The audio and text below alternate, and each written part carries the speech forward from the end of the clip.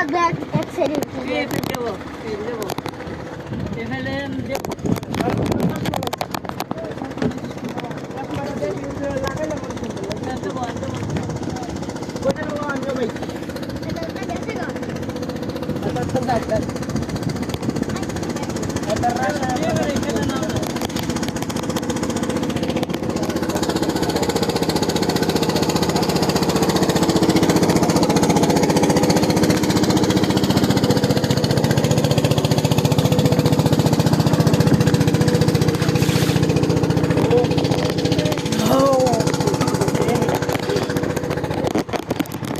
Hello guys, দেখতে পাচ্ছেন আমরা এখন আছি নৌকাতে।